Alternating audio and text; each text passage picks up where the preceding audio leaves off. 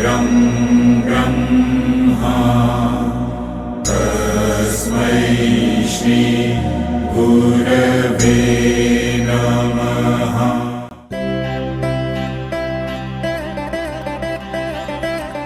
அமைதி என்று சொல்ற பொழுது உடல் இயக்கம், மன இயக்கம் எல்லாமே ஒரு அமைதிக்கு வருகிறது. நான் என்னை அமைதிப்படுத்துகிறேன் என்றால் என்னுடைய ஆத்மா எனக்கு சொல்ல வேண்டியதை நான் திறந்து வைக்கிறேன் என்று சொல்றேன். என்ன தருது மெசேஜ் பாஸ் பண்ணிக்கொண்டே இருக்கு, நான் பார்க்கிறேன். மெசேஜ் கொல்லமண்டு இருக்கு, நானும் ஓப்பன் பண்றேன். விளங்குதா? என்ன ஸ்கிரீன் முழுக்க கலாட்டா, ஏராளம் பிரச்சனை. அவன் பிரச்சனை, இது பிரச்சனை, இது பிரச்சனை. அங்க சும்மா இருக்க விடுதா? கருணாநிதி எப்ப ஓடுவான், 60,000 கோடி அடிச்சுட்டாங்க.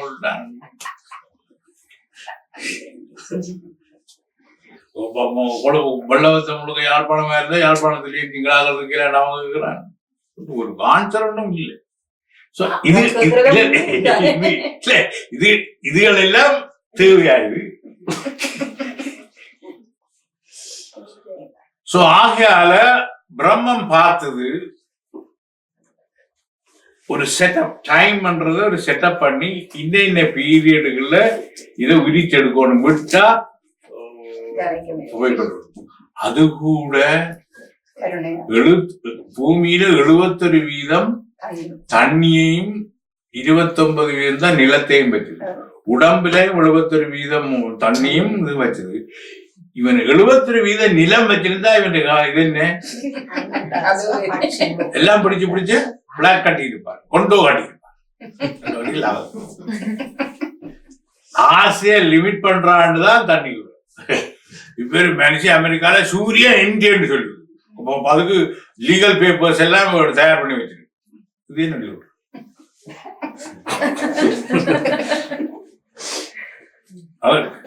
ஒன்றுல தன்னுடையன்றத கோர்ட் அக்செப்ட் பண்ணி தீர்ப்பு தர சொல்லி ஃபைல் பண்ணிருக்கு. சூரியன் தண்டே ஃபைல் பண்ணி உண்டேதான் ரெண்டா என்ன உலக நாடுகள் எல்லாம் இவ்வளவு ஹீட், சூரியன் ஹீட்ட இது பண்றதால நான் காசு தரணும். அடுத்தது சூரிய சக்தியை பாவிப்பதால் ஒரு யூனிட்டிக்கு இவ்வளவுபடி எல்லா உலகம் முழுக்க நான் தரணும். விசர்ல இப்படி ஒரு விசர் கேள்விப்பட இல்லையா?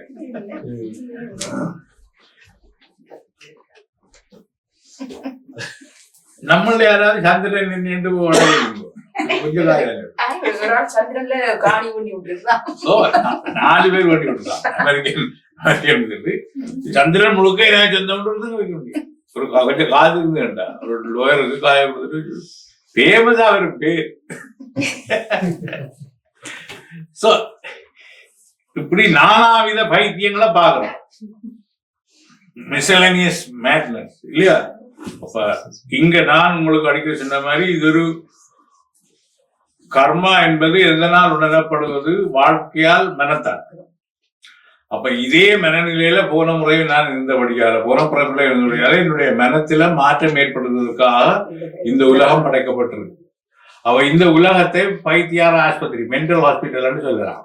நாங்களும் ஒரு ஒருத்தரும் இந்த உலகத்தில் உள்ளாகலாம் மென்டல் கேஸ். ஏனென்றா ரீசைக்கிளிங், மைண்ட ரீசைக்கிள் பண்ணதான் இங்க அனுப்பியிருக்கிறோம். ஆகையால இந்த உலகம் பைத்தியார உலகம், நாங்கள் எல்லாம் லூசு தானே. என்ன விட மனித உயிரை விட சடமா கிடக்கிற பவனுக்கும் பிளாட்டினத்துக்கும் கோல்டுக்கும் டெத்ராகலுக்கும் மில்லியன்ஸ் கணக்கில் இது பிங்க் மில்லியன் 268 மில்லியனுக்கு ஒரு சின்ன இந்த வேல்யூ பாரிஸ்ல ஏலம் போயிருக்கு. டைமண்டா என்ன? கார்பன், கார்பன் அது கரி, அமர்த்தப்பட்ட கரி, இதான் டைமண்ட். அதுக்கு என்ன விலை? 268 மில்லியன். உங்களுக்கு என்ன விலை? போய் கேட்டா எவ்வளவு பேலன்ஸ் கிடக்கோ அவ்வளவுதான் பேங்க். பேலன்ஸ் கிடக்கும், கிரெடிட் கார்டு தான் கிடக்கும். அப்ப இது ஐப்புட்டி இது பைத்தியாரம் இல்லாம இல்லையோ?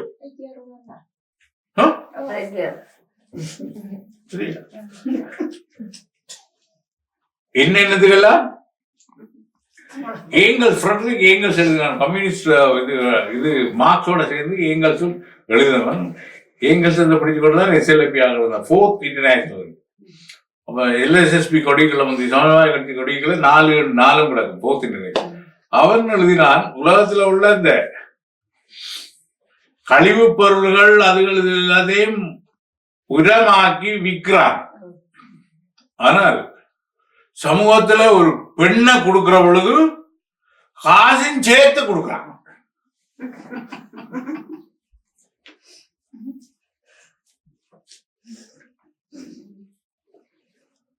கழிவு பொருள் எல்லாத்தையும் ஏதோ ஒரு விதத்துல இது பண்ணி அதை விற்கிறான். சரியோ? ஆனா பெண்ணை மட்டும் கொடுக்கிற போது காசையும் சேர்த்து கொடுக்கிறான். என்ன பேர் அதுக்கு?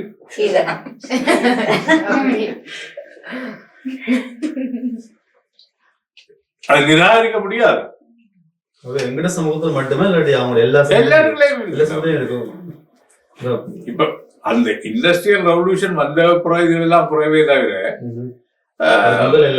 எல்லாம் அவங்களும் இந்த இது திங்ஸ் காசு அல்ல, இது இந்த பெட் ஃப்ரிட்ஜ் அது எல்லாம் கொடுப்பாங்க திங்ஸ். இந்தியாவில இத்தனை பவுன் நகையும் போடணும், வீட்டுக்கு முழு சாமானும் கொடுக்கணும். அந்த அளவுல பரவாயில்ல, கிலோ வீட்டே கொடுத்துருவாங்க.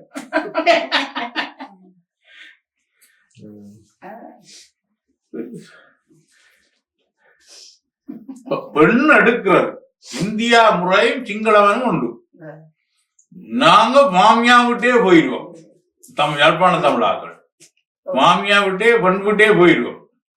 அது கேரளாவும் நாங்கள் தான்.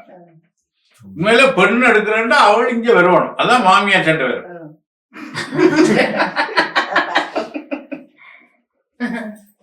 இல்ல பெண்ணை வச்சு இவ்வளவு சீரழிச்சிருக்கா. எல்லாம் ஈக்குவல் அன்பம் நாங்கள் பேசுறோம். ஆனா சமூகம் அப்படி நிக்கு. இனி ஒரு பெம்பிள்ளைகள் கூட பெண்கள் கூட இன்றைக்கும் இங்கேயும் சரி உலகம் முழுக்க சரி என்ன ஈக்குவல் ஸ்டேட்டஸ்க்கு மனங்கள் ஈக்குவல் ஸ்டேட்டஸ் கொடுத்தாலும் அவ கொஞ்சம் பள்ளர் பழகிற மாதிரி தான் கொஞ்சம் போக முடியும். நான் போக முடியாது. அது ட்ரெடிஷனலா ஏற்றி வைக்கப்பட்ட ஒரு அடிமைத்தனம். 4 ஆம்பளை முன்னாலண்டா நீங்க என்ன செய்வீங்க? உடனே அவையிட்டு தான் கொடுக்க சொல்லுவீங்க. அதை போகட்ட மாட்டேன். ஏதாவது ஏற்படுத்தின ஒரு சைக்காலஜிக்கல் அழுத்தம், ப்ரெஷர் இருக்கோ இல்லையோ உங்களுக்கு இருக்குது.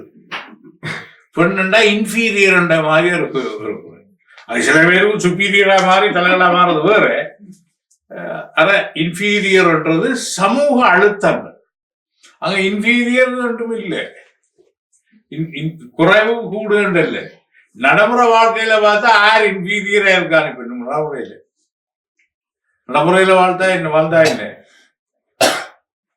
அவள் பொருளாதார விடுதலை அடைஞ்சிட்டாள். அதனால விளிம்பியங்கள் எத்திக்ஸ் எல்லாம் தூக்கி எறியப்படுது. இப்ப எத்தனை பொம்பளையால் புருஷனுக்கு சப்பாத்து கலட்டி விட்டு சோக்ஸ் எல்லாம் கொடுக்குறாங்க. அந்த உடனே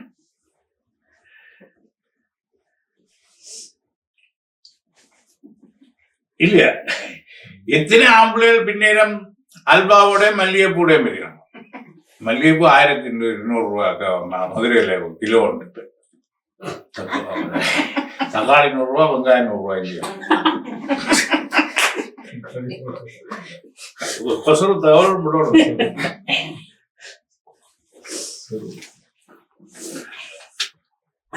அப்ப உலகத்தில் உள்ள எல்லா மதங்களும் எவல்யூஷனை பற்றி, மனித உயர்வை பற்றி சொன்னாலும் கூட சுத்தி சுத்தி காட்டினுமே தவிர எவல்யூஷன் இதுதான் சொல்லி சரியா?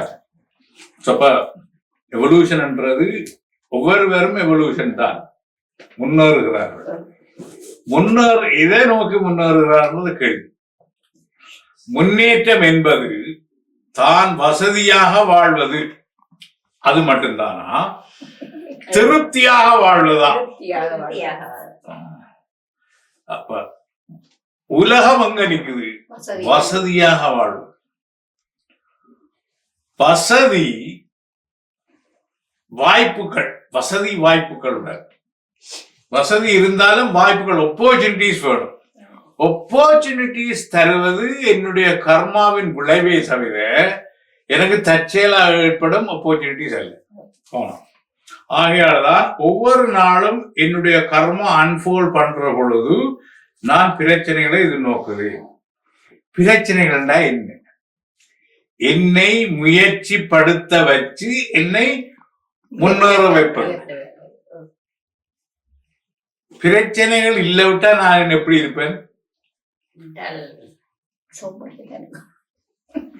இந்த வாழ்வு தடத்திலிருந்து நான் விலக மாட்டேன். நான் திருப்பி திருப்பி அதுக்குள்ளான் குண்டு சட்டிங்களாம் குதிரை ஓட்டுவேனே தவிர, எழும்பியாச்சு, காரை எடுத்தாச்சு, டிம் மோட்டர்ல போயாச்சு, என்னண்டு ப்ராப்ளம் வந்துச்சு. இந்த ரூட் மாறுது. ரூட் மாறினோட சந்திக்கிற ஆக்கள் பிரச்சனைகள் மாறுது. என்ன கொண்டு போகுது? அடுத்த நாள் அதே பிரச்சனை வர்ற பொழுது ஜிஜிபி, நேற்று நான் செய்த அனுபவத்தின் மேல் படியில் நான் ஏறி போகிறேன். புரியுதோ? இது வேதாந்தம். இது நாளாந்த வாழ்க்கையா இருக்கலாம். இதுதான். ஆகையால துன்பம் என்பது பேலன்சிங்குக்காக எனக்கு தரப்பட்ட ஒன்று. அப்ப மக்கள் அல்லது உலக மக்கள் எல்லாரும் துன்பத்தை விலத்திட்டு இன்பத்துக்கு ஓடுகிறார்கள். இப்ப துன்பமும் இன்பமும் ஒரு நாணயத்தின் இரு பக்கங்கள். இன்பம் இல்லாவிட்டால் துன்பத்தை உணர முடியாது. ஒரே துன்பமா இருந்தா இன்பம் தெரியுமோ?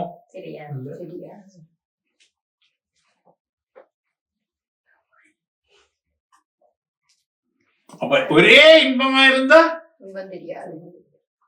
ஒரே இன்பமா இருக்க விடுதா? இன்பம் ஒன்று என்ன? மனநிலை, பேலன்சிங். சோ அப்ப துன்பத்தில் வளர்ச்சி கூட, இன்பத்தில் வளர்ச்சி இல்லை. புரியுதா? துன்பத்தில் முயற்சி வந்துருது. என்னண்டா, துன்பத்தில் முயற்சி செய்து அந்த துன்பத்தை நான் விலக்கணும். இந்த முயற்சியை செய்ய சொல்லி தூண்டியது யார்? துன்பத்தை உலர்த்து. அப்ப எனக்குள்ள என்னுடைய என்ன செட் பண்ணி வச்சிருக்கு? சுகத்தை தேடு, இன்பத்தை தேடு மாதிரி செட் பண்ணி வச்சிருக்கு. நான் அப்படி போறேன். அதை விட்டு நாங்க மைண்ட் செட் என்றோம். இது எல்லாமே set. My being is set towards இன்பம், சுகம். சுகமாக இருக்கிறேன். உண்மையில சுகமாக இருக்கிறேன் என்று உலகத்தார் கருதுவதும் ஒரு வேதாந்த அல்லது சயின்டிபிக் ரீதியில பார்க்கிறவர்களும்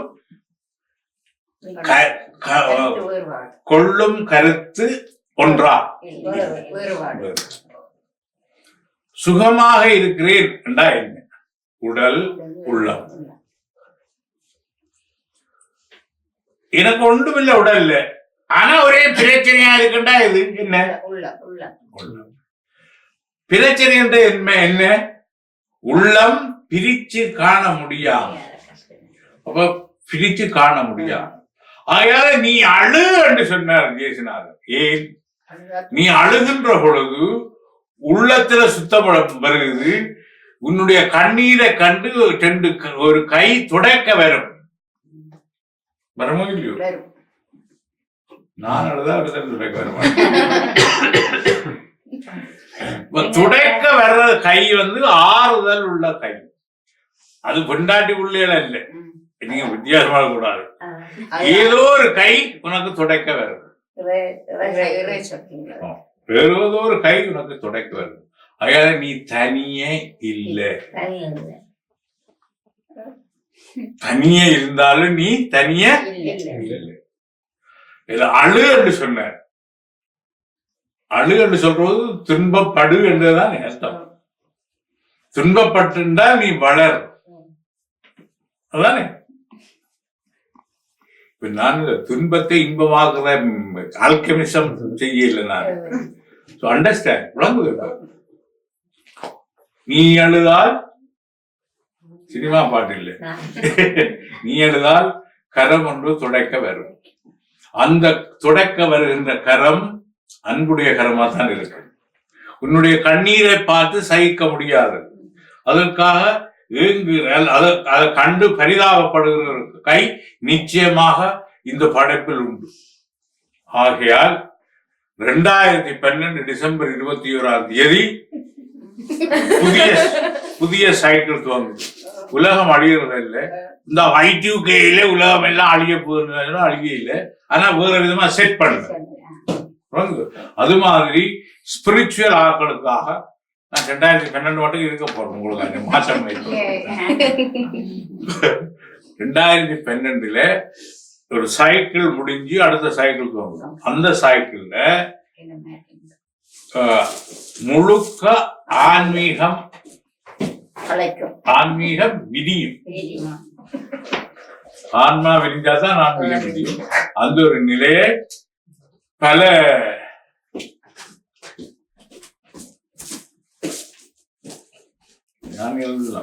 ஞானிகள் எதிர்பார்க்கிறாங்க. கால்குலேஷன் மாயன் கல்ச்சர்ல அவங்களுக்கு வாங்கிட்டாங்க. அதை பற்றி மாயன் கல்ச்சர் தெரியும். யாழ்ப்பாணம் அமெரிக்கா போனா யாழ்ப்பாணத்தை ஆக்கிற மாதிரி சில பேர் இருக்கிறோம். அதுதான் இங்கிலீஷ் பேசுவேனும் உருவத்தில எல்லாம் அவங்கள போயிருக்கணும். அந்த சைக்கிள் முடியுது, ஸ்பிரிச்சுவல் சைக்கிள் ஆரம்பிக்கும். ஏன்னா முதலாளித்துவம் உடைஞ்சு கொண்டு போய் கடைசிக்கு வருது. அதனால இவங்க எதிர்பார்க்கிற ஒன்றும் வராது. இந்த கவர்மெண்ட்கள் எல்லாம், யூரோப்பியன் அமெரிக்கன் கவர்மெண்ட் எல்லாம் எதிர்பார்க்கின்ற ரீசர்ஜன்ஸ் ஆஃப் எக்கனாமிக் growth எல்லாம் வராது. வழங்குவப்ப அது என்ன கட்டுப்படுது? இந்த கிரீன் எஃபெக்ட் கட்டுப்படுத்துது. என்ன? ஓப்பன் முதலாளித்துவ தொழில்களை, முதலாளித்துவ நிலையை, என்விரான்மெண்டல் லோஸ் எல்லாம் கட்டுப்படுது. அதனால இதன் மூலம் முதலாளித்துவ வளர்ச்சி கட்டுப்படுது. அப்ப பொருள்ல இருந்து சிந்திச்ச மனநிலை ஹியூமன்ல இருந்து வரப்போகுது. ஏன்னா அந்த அளவு ஹியூமன் ரைட்ஸ் அது இதெல்லாம் இறக்கி கொண்டு வருது. அப்ப எனர்ஜியை விற்கிறவன் தான் அடுத்த கோடீஸ்வரர். சாப்ட்வேர் எல்லாம் போய் எனர்ஜி வேற மாறும். காவனவன் கூடுதலா விற்கிறான், கிரீன் எஃபெக்ட் எப்படி பண்றான்றதான் வரும். அதுலயும் பெரிய கோல் வச்சு இல்லாது. அப்ப ஒரு கோஆபரேட்டிவ் நிலைமை வரும் சமூகத்துக்குள்ள. எல்லாத்துக்குள்ள எல்லாம் ஹெல்ப் பண்றதுன்னு கொள்றதும் வர்றதும் போகுமா. அதுல இலங்கை போன்ற நாடுகள் ப்ராஸ்பரஸா மிக இந்தியாவுக்கு ஒரு கஷ்டகாலம். இது திஸ் சைடும் இல்லை, அந்த சைடும் இல்லை, இங்கால. ஸோ அப்ப இந்த ஷிஃப்ட் இப்ப ஒபாமாவோட அமெரிக்க இந்த உலக ஆதிக்கம் முடியுது. அதுக்காகதான் அவருக்கு நோபல் பரிசு கொடுத்தது. கண்டு எப்படி பிரம்மம் எல்லாம் அட்ஜஸ்ட் பண்ணி கொண்டு வருது. அப்ப சண்டே உள்ள ட்ரூப்ஸ் எல்லாம் வித்ரோ பண்ணணும். அப்ப அந்த நிலைமை வர்ற பொழுது அந்த அவ்வளவு இந்த அமெரிக்கன் ஆர்மிய வச்சிருக்கிறதால இது ஆர்மிய சுருக்க வேண்டி வந்துடும் பொருளாதார நிலைகளால. சோ இந்த நிலைமை அதனாலதான் இங்கே நடக்கும். இப்ப யூரோப் தலைகளா இன்னைக்கு விழுந்துட்டு. சோ இனி அங்க இருந்து இங்க வரமாட்டாங்க. அகதி தோணி எல்லாம் இங்க வராது.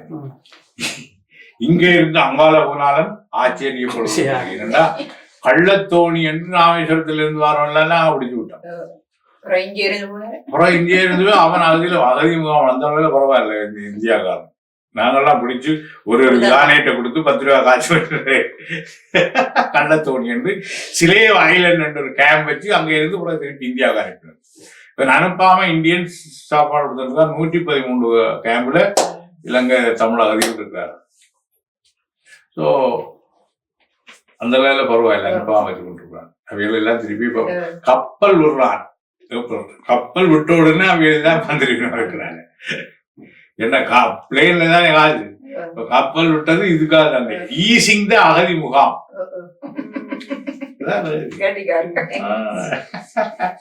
இந்த ஸ்பெக்ட்ரம் ஊழல் அவங்க அந்த காமன்வெல்த் ஊழல் எல்லாம் வந்த உடனே அவன் உளவுத்துறைகளால் ஒரு மெசேஜை விட்டான் காங்கிரஸ்காரன். மன்மோகன் சிங்கையும் சிதம்பரத்தையும் கருணாநிதியையும் கொள்றதுக்கு புலி ரெடியா நிற்கு இந்தியாவில். இதெல்லாம் விளையாட்டு தங்களை பாதுகாக்கிறதுக்கு ஜிம்மிக்ஸ் மாதிரி. இப்ப மாம்பழத்துல எல்லாம் பெரிய யாகம் நடக்குது. தன்வந்திரி ஹோமம், அந்த ஹோமம், இந்த ஹோமம் எல்லாம் 2012 எல்லாம் இல்லாம போயிடுவாங்க. காசு பணம் பண்ணிடுவான். நான் யோசிச்சுதான் 2012 ஏதாவது ஒரு இன்டிரெக்டா யாரையும் கொண்டு வந்து வச்சுட்டு செய்து கொண்டு காதுட்டு போகணும். சனத்தை நல்லா போய் காட்டலாம். 2012 பிறகு ஆரோக்கியத்துடன் இருக்கிற விரும்புகிறவர்கள் 1500 ரூபாய் ஒரு யாவது கட்டணும். புரியும் காது அந்த அளவுக்கு போய் காட்டலாம்.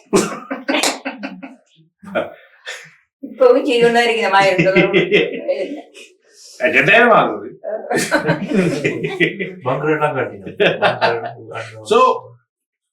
இப்படி அது ஒரு பக்கம் சுரண்டல் நடந்து கொண்டே இருக்கும். ஆன்மீகம் வேறு எங்கோ கிடையாது. புரிஞ்சுதான்? இந்த சீசன் இப்ப ஹாலிடே சீசன் சொல்றோம் இல்லையா? ஹாப்பி ஹாலிடேஸ் எல்லாம் சொல்றோம்.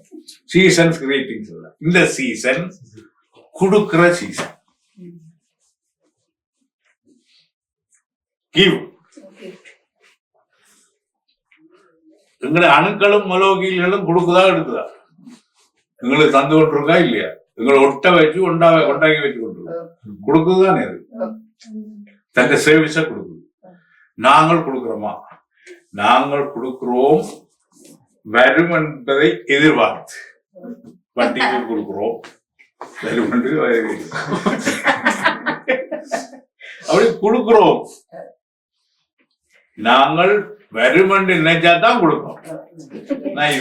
வரும் என்பதை நினைக்காமல் கொடுப்பது. என்ன ரகசியம் என்றா, வேதம் சொல்லுது நீ கொடுப்பதையும் எடுப்பதையும் பிரபஞ்சம் கவனிச்சு கொண்டிருக்கு. என்னுடைய எக்ஸ்சேஞ்ச கவனிச்சு கொண்டிருக்குது பிரபஞ்சம். ஒவ்வொருத்தர்ல நீங்க கொடுத்தது மிச்சமா ஆக உயர்வான கொடுப்பு அறிவை கொடுத்தல். அறிவை கொடுப்பதன் மூலம் அன்பை தூண்டி விடுதல், ஞானத்தை கொடுத்தல். நானும் ஒரு கொடை வள்ளல் சொல்லலாம். ஞான தானம்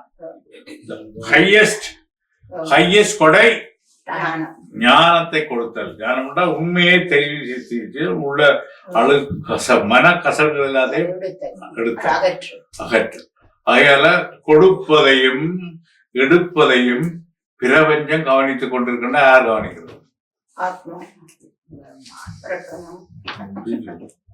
பூமியில என்னத்தை போட்டாலும் அதுக்கு திருப்பி வரும். இந்த பூமியில வாழ்ற பொழுது எதை நாங்கள் செய்தாலும் டபுளா வரும். அதனாலதான் நாங்கள் முயற்சி என்றதை செய்யறோம். என்னன்னா போடுறது. பேங்க்ல போட்டாலே கொஞ்சம் காலத்தாலும் வட்டி வரும்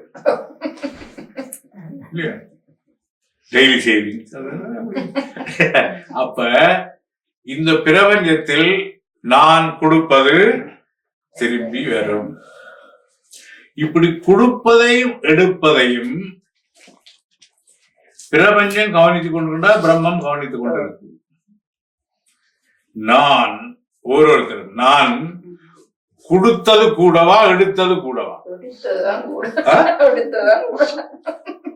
மூக்குல ஒரு மீட்டரை கூட்டி சுவாசிக்கிற காத்துக்கு காசு சார்ஜ் பண்ண வேற அங்க அந்த அந்த அளவில் இந்த அளவுக்கு போயிருமா காசு இதுக்குள்ளேயே போயிடும். தண்ணி காசு அடுத்த அந்த பிசினஸ் காற்றுக்கு காசுன்னு மூக்குல ஒருத்தர் கூட்டி விட்டாரு. இங்க மேலால இப்படி மூக்குத்தி மாதிரி இருக்கும், அவன் ரீட் பண்ணி கொண்டு விளையாடு ஒரு சென்சரை வச்சு ரீட் பண்ணல. ஆக்சிஜன் சிலிண்டர் முதுகுல கூட்டிட்டு சுமாக்காரு. இப்ப ஆக்சிஜன் பார் எல்லாம் வந்துருக்கு, மெட்ராஸ்லயும் வந்துருக்கு. ஒரு 3 மணி நேரம் 2 மணி நேரம் வந்து நல்ல ஆக்சிஜனை சுவாசிச்சுட்டு போகலாம். இப்ப நாங்கள் சுவாசிக்கிற காற்று 40% பேட் காற்று. அமெரிக்காவில் 60% பேட், கனடாவில் 40%. அங்களோட 40% தான் பொல்யூட்டட். யூரோப்பில் எல்லாம் என்ன கூட 50% மேல பொல்யூட்டட். நாங்கள் 100% ஆக்சிஜன் உள்ள சுத்தமான காற்றை சுவாசிப்பது இல்லை. ஸோ அதுக்காக பாலம் ஜப்பான்ல எல்லாம் டோக்கியோல பாலம் போய் இருந்துட்டு ஒரு 2 hours சார்ஜ் அப் கொடுத்துட்டு நல்ல அதுக்குள்ள இப்ப இந்த சைட்ரஸ் மனம் வரக்கூடியதாலும் செய்திருக்காங்க. சைட்ரஸ்னா தேசிக்கால ஒரேஞ்ச் மாதிரி மனம் வரக்கூடியது மாதிரி அந்த ஆக்சிஜன் சுவாசிச்சுட்டு போகலாம். ஸோ அப்ப இதுகள் எல்லாம் நெருக்குது, சுற்றுச்சூழலை மாசுபடுத்தாதே என்று சொல்லி நெருக்குது. நெருக்கிற பொழுது பொருளாதார பெரிய பாரிய பொருளாதார ஜாயிண்ட் எக்கனாமிக் பெனிஃபிட்ஸ் ஒன்றும் வராது, குறையும். அவனே செத்து போவான். சுற்றுச்சூழலை மாசுபடுத்தாத நிலையில நான் அவனே செத்து போவான். இப்ப இந்த அல்பர்டால இருக்க ஒயில் சயின்ஸை பற்றி உலகம் முழுக்க கேவலமா கனடாவை பற்றி கதைக்குது. அது காபரசு காசடிச்சாலும் கூட அது அபிப்பிராயம், மக்களோட அபிப்பிராயம் அதை மூடணும். அவர் ஒரு நாளைக்கு ஒரு மில்லியன் வருதுன்னு யோசிக்கிறாரு அவர். அப்ப அதல்ல பிரச்சனை. சுவாசிக்கிற நீங்க காலி வேண்டவனும் இல்லை காலி அது மாசுபடுத்துறது உலகம் முழுக்க இங்க இது பண்ணுது. அது அரசாங்கங்கள் மாறினா கொண்டா அது நிப்பாட்ட வேண்டி ஒரு சூழ்நிலை ஏற்படலாம். ஸோ என்னண்டா உலகத்தை கெடுக்கிற இங்க விடுறது இங்க டென்மார்க்குகள் ஜப்பான் எல்லாத்துக்கும் போகுது. இங்கே பிரபஞ்சம் முழுக்க பெறுது. ஸோ அப்ப இத போல என்ன அலைகள் இந்த குளோபல் மைண்டுக்கு நாங்கள் விட்டு கொண்டிருக்கிறோம். நான் அமைதியா விட்டா அது அமைதிப்பட, நான் சஞ்சலப்பட்டா அதுல that reflects in the global mind. My mind reflects in the global mind. I have invisible connection with the whole universe. அப்ப எனக்கு கண்ணுக்கு தெரியாத தொடர்பு இந்த முழு பிரபஞ்சத்தோட எனக்கு இருக்கு. இப்ப நான் உயர உயர உயர அது இது பண்ணுது. எது பண்ணுது? அமைதி அடையும். 10 பேர் ஒழுங்கா தியானம் பண்ணினா 1 கோடி பேர் விட்ட சஞ்சல அலைகளை அது நேர்படுத்துது. When you do meditation, you are contributing constructive contribution to the universe. அப்ப ஆக்கபூர்வமான நீங்க தியானம் பண்ணி நீங்கள் அமைதிப்பட்டால் ஆக்கபூர்வமான ஒரு நிலைமைக்கு இந்த உலகத்துல சஞ்சரிக்கிற அலைகள் வருது. அதனாலதான் நல்லார் ஒருவர் பொருட்டு பெய்கிற மழை பெய்யும். மழை பெய்யறது வேவ்ஸ் வேணும். அந்த வேவ்ஸ் நல்ல வேவ்ஸா வேணும். ஏழை நல்லாருன்னு சொன்னா மனம் அடங்கினவன் ஒருத்தர் இருந்தால் மழை பெய்யும். 10 நாளைக்கு ஒருக்கா மழை பெய்யும். 9 நாள் அந்த பெய்த மழை ஊறணும். மாதம் மும்மாறி பெய்ததான் மும்மாறிட்டா இந்த 3 தரம் பெய்யணும் மாதம். இப்ப 10 நாளைக்கு இருக்கா, 30 நாள்னா 10 நாளைக்கு இருக்கா, 9 நாள் ஊறணும், அடுத்த 10வது நாள் முளையணும். அவ்வளவு மும்மாறிட்டு எல்லாம் கேட்டுறீங்க, இவ்வளவு டீட்டெயில் தெரியாது. புரியுத? சோ அதுக்கு அலை தேவை, இந்த நல்ல அலை தேவை. சோ நல்ல அலை இருக்கிற பொழுது நல்லெண்ணவெல்லாத்தையும் இழுக்கும். இப்ப நல்ல அலை நான் அமைதிப்படுகின்ற பொழுது நான் இந்த படைப்புக்கு நடு மையமாக இருக்கின்ற அந்த பிரம்மத்தை எனக்குள்ள இருக்கின்ற அதை நான் தொடுக்கின்ற பொழுது உலகம் நல்லதா தான் நடக்கும். அப்ப நானும் அழிய மாட்டேன், மற்றவர்களையும் அழிய விட மாட்டேன். புரியுது? சோ ஆகையால ஐ ஆம் இன்டைரக்ட்லி ஹெல்பிங் பிரம்மாண்டம். பிரம்மனுக்கு நான் நேரடியாக விட்டாலும் மறைமுகமாக அமைதி மனித மனங்களில் ஏற்படுத்தி நல்ல அலையை உருவாக்க எவன் உதவுகிறானோ அப்ப அவன் சாந்தி பெறட்டும், அவனோட உள்ளதிலும் சாந்தி பெறட்டும். என்ன விளங்கின மாதிரி தெரியும். அப்ப உள்ளதுல கஷ்டம் ஒன்று இருக்கோ? ஒரு சின்ன கதை சொல்லுவோம். ஒரு கடற்கரையில வந்துட்டு இருந்தேன், சுரண்டா பத்தி கொண்டு இன்னும் என்ன ஏற்றி வந்திருப்பாரு தெரியும் உங்களுக்கு.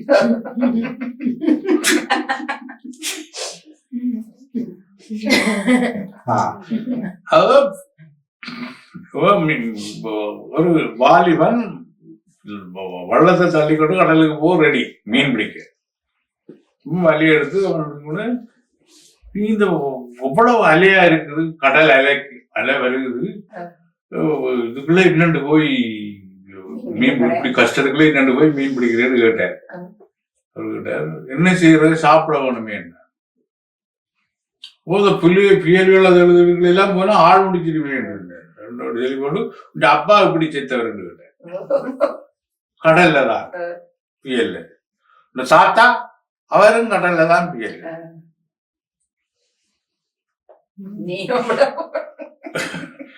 அவனுக்கு கொஞ்சம் அவன் திருப்பி இவரை கேட்டான், உங்களோட அப்பா அப்படி செத்தவரு படுக்கையில தான், உங்க தாத்தா படுக்கையில தான்,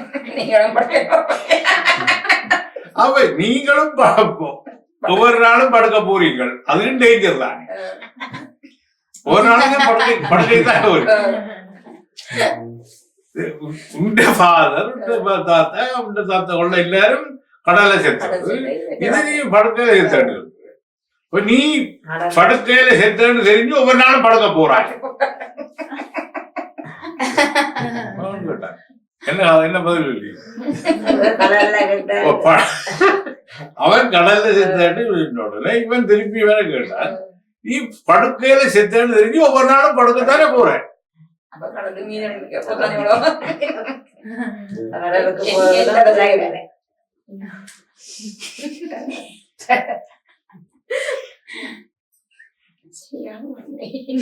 இந்த கதை என்னத்தை உணர்த்துது, எங்க இருந்தாலும் போறதான். படுக்கையில் எழுதினோடு நீ படுக்கையை போகாம நீ போறதானே, நீ நாளை கிளம்பிடுன்றது கரண்டி இல்லை. புரிஞ்சுதா? இப்ப சோ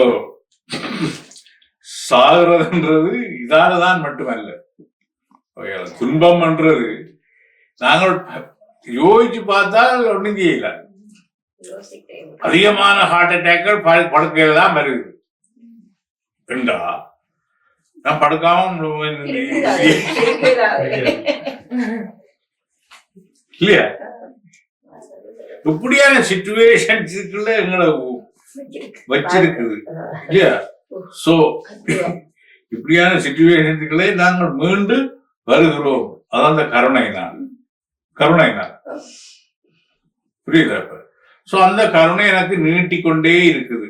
நான் பிடிச்சு ஏறுவனா, நான் பிடிச்சு மேல வருவனா. அப்ப இதால நீங்கள் உள்ளுக்குள்ள உள்ள கடவுள் தன்மையை உணர்ந்து அதோட நீங்க ஐக்கியமாகறீங்களோ இல்லையோ, நீங்கள் இந்த உலகத்துல எல்லாராலையும் விரும்பக்கூடிய ஒரு மிக நல்ல மனுஷியாக இருப்பீங்க. ஏனென்றா நான் சொல்ற அளவு நீங்க பயிற்சி பண்றீங்களோ முயற்சி எடுக்கிறீங்களோ அது எனக்கு தெரியாது. ஹேவிங் லிசன் டு திஸ், இதை கேட்ட அப்புறம் உங்களுடைய ஒரு மாற்றம் ஏற்படும். மற்றவனுக்கு உதவி செய்தல் மற்றவனுக்கு மற்ற எல்லாத்தையும் அன்பு செய்தல். அன்பு செய்தல் என்பது அந்த எல்லாத்துக்கும் ஆத்மா இருக்கு. இந்த நியூக்ளியஸ் ஆஃப் த கிரியேஷன், உயிரின் நியூக்ளியஸ் உள்கரு ஆத்மாவா தான் இருக்க முடியும். அதுல படைப்புக்கு வேறுபடுது. என்னுடைய அலைவரிசை வேற, நாயின்ற அலைவரிசை வேற, பூனையின் அலைவரிசை வேற. இந்த பூனை நாய் மிருகங்கள் எல்லாத்தின் அலைவரிசையும் பிரம்மத்தோட டிரெக்ட் கனெக்டட். என்னுடைய அலைவரிசையை பிரம்மத்தோட இருந்து கட் பண்ணிச்சு. நான் மனுஷனோட நான் சுயமா முடிவெடுக்கிறத சொல்றேன். ஆனால் திரும்பவும் அந்த அலைவரிசையை அதோட இணைக்கிறதுக்கு தான் நான் ட்ரை பண்றேன்.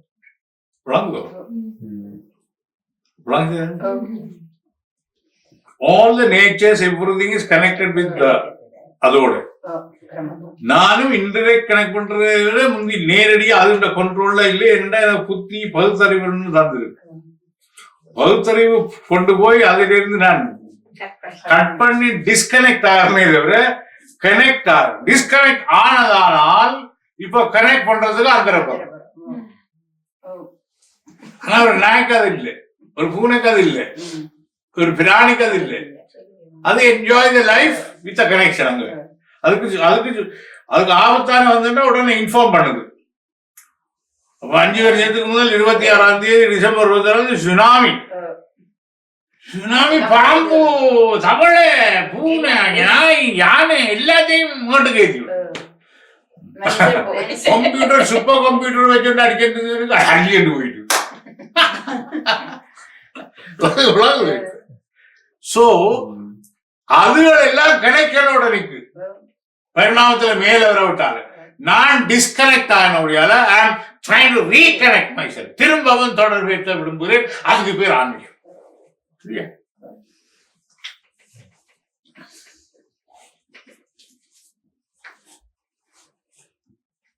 Reconnect myself. தொடர் வேட்பம் in the consciousness towards the objects. பொருள்களை நோக்கி என்னுடைய ஆத்மா இருக்குது. அதனுடைய அறிவால் அதனுடைய உள் தாரதமியம் என்ன என்று சொல்ற போது உள்ளுக்கு இருக்கிறதும் அது உண்டு என்றதை உணர்ந்து கொண்டு என திரும்பவும் அந்த தொடர்பேற்ப விரும்புகிறேன். நான் தொடர்பேற்ப விரும்பினான்னு விரும்ப விட்டான்னு என்னை சுற்றிய சம்பவங்கள் மூலம் தன்னை தொடர்பு கொள்ளாத தூண்டுது. உண்மையிலேயே வாழ்க்கையில் எனக்கு தருகின்ற ஏற்ற தாழ்வுகளை வச்சு ஏற்ற தாழ்வுகளை வச்சு எனக்கு அது உணர்த்தி தன்னோட ரீகனெக்ட் பண்ண தொடர்ந்து முயன்று கொண்டிருக்கு. நானும் கருப்பஞ்சோரையும் குழைச்சு கொண்டு வர அம்மா, தீத்துறதுக்கு வர அம்மாவை நான் ஓடுற மாதிரி தத்தி தத்தி அங்க ஓடிக்கொண்டிருக்கிறேன். விழுந்த உடனே வந்து தூக்குறதும் புரியுதா? அப்படி என்னை அணைத்துக் கொண்டே இரு.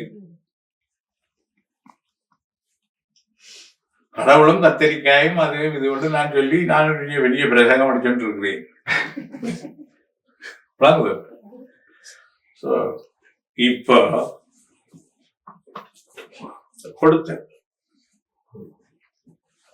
கொடுத்ததெல்லாம் கொடுத்தான். யாருக்காக கொடுத்தான்? ஒருத்தருக்காக கொடுத்தான், ஊருக்காக கொடுத்தான். மண்குடிசை வாசல் என்றால் வெளிச்சம் வரை மறப்பதில்லை. இப்ப அதனுடைய தொடர்பும் விரிவும் எல்லா பக்கத்திலையும் இருக்கு. எல்லா பக்கத்திலையும் மார்வெலஸ் டிசைன். ஏற்றத்தாழ்வு இல்ல, மார்வெலஸ் டிசைன். அதை உணர்ந்த பொழுது தேங்க்யூ, நானும் நீயும் உண்டு பிரயாணத்துக்கு தேங்க்யூ. அப்படி இத பிரபஞ்சத்தை, அதனுடைய அமைப்பை, அதனுடைய மாதிரிய, எனக்கு உங்களோட தொடர்பை, நான் போன்ற பாதையை எல்லாத்தையும் நீங்கள் பார்க்கிற பொழுது are you blessed or not? Blessed. இதை மதம் சொல்லி தருகிறதா? மதவங்களுக்கு மதம் பிடிச்சு நீ புரியுது. தனி மனித படிப்புகள் நெஞ்சோடா. அவங்கள்ட்ட ஒரு கேள்வி வைக்கணும்னு கன நேரமா யோசிக்கிறேன் குரு. கேட்க வடிவாக்க இருக்கணும்ன்றதுக்காக நீங்கள் எல்லாம் உண்மையை அறிந்த நீங்க அப்படி என்னடா உண்மையை வழங்கப்படுத்துற போது உண்மையை அறிந்த நீங்கள் எந்த நானும் சேர்ந்து உண்மையை அறிய வளருகிறேன். ஆனா எங்களோட பார்க்க நீங்க உண்மையை அறிந்த நீங்க அது நாங்க லேக் ஆஃப் நாலேஜ். நான் ஏன் அதை நான் யோசிக்கணும்னா நீங்க இப்ப பிரபல் இங்க இதெல்லாம் சொல்லி கொடுத்துட்டு கேக்குறீங்க விளங்குதா, அறிவுக்கு விளங்குது. நீங்க இப்ப நான் இங்க வரைக்க வடிவா சாப்பிட்டுட்டு எனக்கு எந்த கவலையும் இல்லாம வந்ததுல இருந்து நீங்க சொல்றத கேட்டுட்டு துன்பம்ன்றது ஒன்றும் இல்ல என்று சொல்லிக்க எனக்கு எனக்கு விளங்குது குரு என்று நான் சொல்லலாம். உண்மையாவே நான் துன்பத்தோட வந்த எனக்கு துன்பம் இல்ல ஒன்றும் இல்லைன்னு சொன்னா அதை இந்த ஏற்றுக்கொள்ற நான் இப்ப சொல்ற உபதேசம் உங்களுடைய மனோ புத்திக்கு விளங்கக்கூடியதாக. இப்ப புத்தி ஏற்றுக்கொண்டால் மனம் ஏற்றுக்கொள்ளும். இப்ப புத்திக்கு தான் இந்த உபதேசம். ஏனென்றா தன்னுடைய பிரச்சனையில் துன்பமாக உணர்ந்த ஒன்று துன்பம் ஏன் என்றும் துன்பம் நிலை என்னென்றும் துன்பத்தை என்னென்று நினைக்கிறார் ஒரு மனோநிலையை தவிர அது துன்பம் அல்ல. ஏனென்றா ஒரு மனிதனால 24 மணி நேரம் துன்பமா இருக்கலாம். நீங்கள் கீழே மனோநிலையில் மனித நிலையில் என்று பாக்குறீர்கள். நான் ஆத்ம லெவலுக்கு கீழே கொண்டு போறோம். அப்ப துன்பத்தை விட்டுத்தான் ஆகும். துன்பம் பண்றதை விளங்கித்தான் ஆகும். விட்டுத்தான் இல்லை, விளங்கித்தான் ஆகும். விளங்கினால் துன்பம் இல்லை. அது எனக்கு விளங்குது. இல்ல இல்ல அதான் நான் சொல்றேன். நீங்க வந்ததால இப்ப இவர்களை உயர்த்தி கொண்டு போய் அந்த இதை விளங்கக்கூடிய லெவலுக்கு கொண்டு வந்துருக்கு. நீங்கள் கீழே நின்று இதை பாக்குறீங்க. இது மனதுக்கான பயிற்சி அல்ல, அறிவு புத்தி என்று இருக்கு. அந்த புத்தி உங்களுக்குள்ளால ஏற்றுக்கொண்டதை புரிய வச்சு அதை உயர்த்துற பொழுது மனோநிலையம் உயரும். புத்திக்குத்தான் இந்த ஞானம் உபதேசம். சாதாரண மனிதனுக்கு துன்பம் என்று சொன்னோன்னு அவனால தாங்க முடியாத ஒரு சூழ்நிலை தான் துன்பம். துன்பத்தை உடைச்சா என்ன வருது?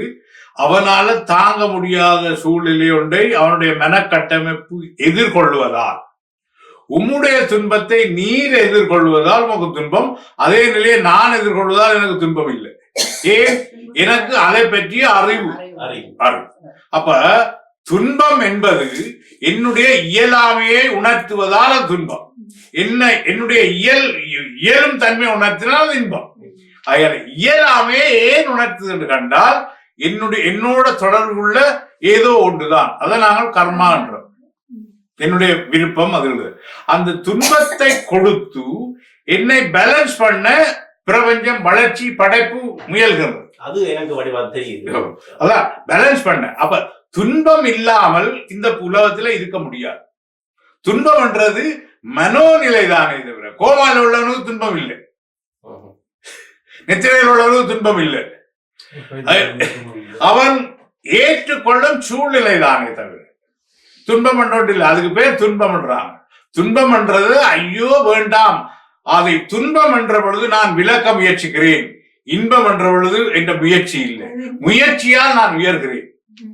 எந்த முயற்சியாலும் என்னுடைய அனுபவ அறிவு உயர்கிறது. ஆத்மீய ரீதியில் உயர விட்டார். ஆகையால துன்பம் என்றதை பிரிந்து கொள்ளல் அவசியம்.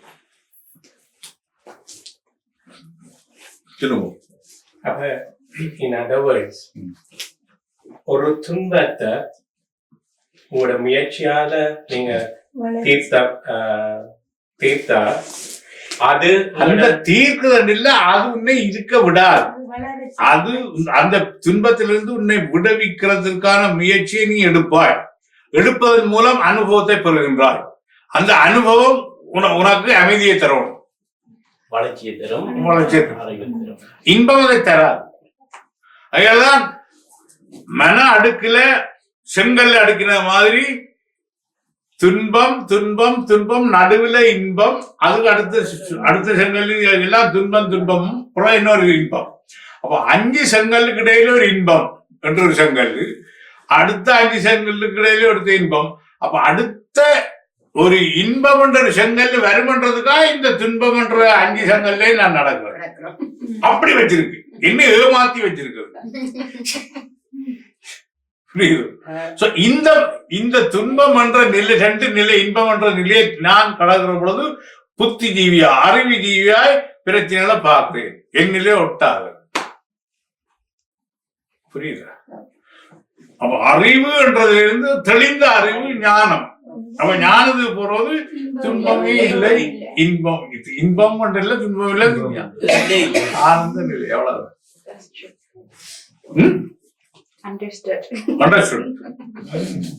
இதெல்லாம் எங்கேயோ நீங்களெல்லாம் பிளஸட் இந்த வயசுல இதை பெற்றுக் கொண்டு போறீங்க. சிம்பிள் இது சொன்னா இப்போ வலி இருக்கு, நித்திரை குளிச்சு அடிச்சா நித்திரை வந்துடும், நித்திரை வந்தா உடனே அங்க மைண்ட் இல்ல, அப்ப பெயின் இல்ல, அது போய் உணர்ச்சி நரம்போட கட் பண்ணுது. இதெல்லாம் கட் பண்ணோம்னா டைனோல் தலைவலியோ அல்லது வலியோ நிப்பாடுவதில்லை, நான் உணர்வதை கட் பண்ணுவேன்.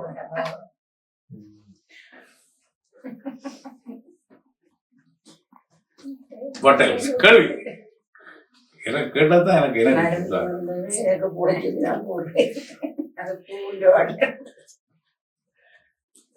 நான் இப்ப உங்களுக்கு முன்னால விதிச்சு வச்சதுல இருந்து நீங்க கேள்வி கேட்கிறார், எல்லாரும் புரிஞ்சிருக்கும்னு நினைக்கிறேன். அவ்வளவு சோ சிம்பிள், சோ சிம்பிள்னு சொல்லாம. அப்ப இனி நீ யாரு நான் கேட்டா நீங்க என்ன பதில் சொல்லுவீங்க?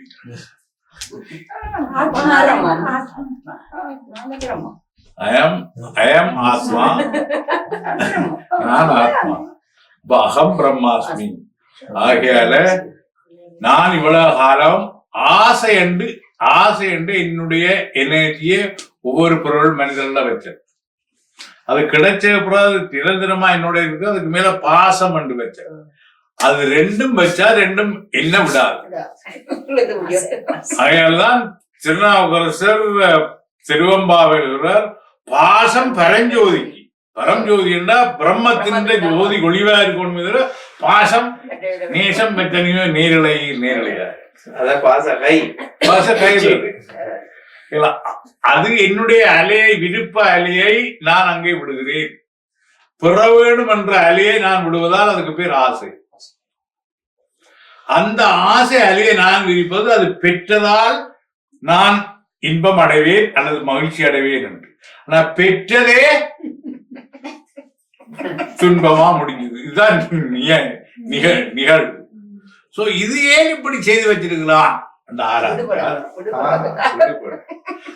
ஆசை அருமைன்னு இல்ல திருமூலர். ஆசைதான் எல்லாத்துக்கும் காரணம் என்று சொன்னார் புத்தர். ஆசைன்னா சென்டிங் த மை வேவ். அதுல தொடர்ந்து கிடைச்சதுல தொடர்ந்து நான் வச்சு கொண்டிருக்கிறது பாசம். பாசம் ஆறுல வைக்கணும்னா உள்ளுக்க வைக்கணும், வேற வழியில இல்லை. பாசத்தால பல பிரச்சனைகள் நடக்கும். பாசத்தை எடுத்து பார்த்தா ஏன் பாசம், அவன் அவள் என்ன பாப்பினம்,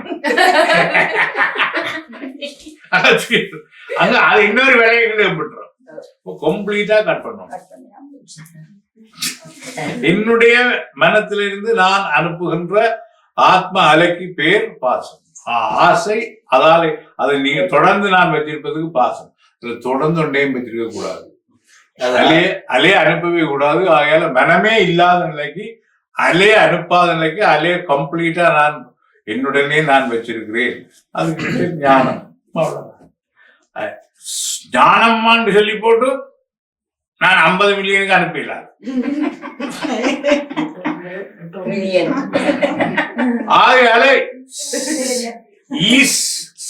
ஈசன் என்ற பரம்பொருளுக்கும் நான் ஆசை வைக்க கூடாது, ஆசையா போக கூடாது. ஆசைனா எனக்கு தேவை. 1000 பொருட்கள் எனக்கு இல்லை. நாகேஷ் ஒன்னா 2 1000 எனக்கு இல்லை. எனக்கு என்றது ஆசை. இப்ப நான் எனக்குள்ள அது இருப்பதை கண்டு அமைதிப்பட்டு ஆனந்திப்பதை தவிர எனக்கு ஈசன் வேணுமென்றதும் ஆசை. இறைவா என்னட்ட வாண்டல, நீதான் நான். புரியுதா? ஈசனுடாயினும் ஆசை அருமை. கிளியர் கட்டா சொல்லிட்டேன். அது ஆசையோட இயல்பா அது அன்பு கூட இருக்கணும் தவிர அதை திருப்பி சப்ஸ்டிடியூட்ல போக கூடாது. So that will make you down. என்ன மதன் என்ன கேள்வி இருக்க மாதிரி இல்ல.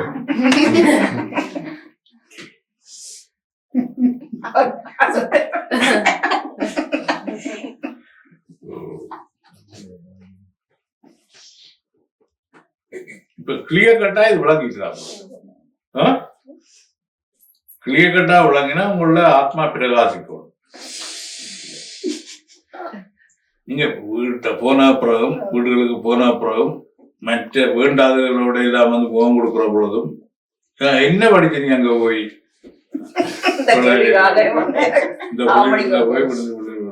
காலைய வந்தது போறீங்க மூத்தவர்கிட்ட இங்கேயும் இருக்கிறதா அங்கேயும் இருக்கிறது ஏஜிம் அவரை கிண்டுவான்.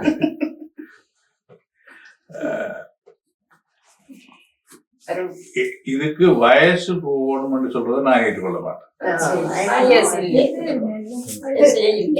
அந்த எவல்யூஷன்ல ஹை எவல்யூஷன் வரணும் அல்லது பிரச்சனைகள் துரத்தணும். இந்த ஹை எவல்யூஷன்ல உள்ளவனுக்கு கூடுதல் பிரச்சனையை கொடுத்து அவனுக்கு ட்ரக்க மாற்றும். ஏனண்டா அது என்ன மனுஷனை எவல்யூட் பண்ணி அனுப்புறதுக்குள்ள அதுக்கு முக்கியம் இருக்குது. அது அந்த intelligence, great intelligence will not allow me to high எலிவேஷன்ல நான் நின்று கொண்டு எவல்யூஷன்ல நின்று கொண்டு நான் லோ எவல்யூஷன் வீரியல் செய்தா எனக்கு அடி விடும். அவ துன்பங்களை கூடுதலா அனுப்பி ஒரே லெவல்ல இருந்தாலும் கூடுதல் துன்பம் வர்றோடு என்ன நான் ஓட வழியை தெரியல, எங்க போவேன்.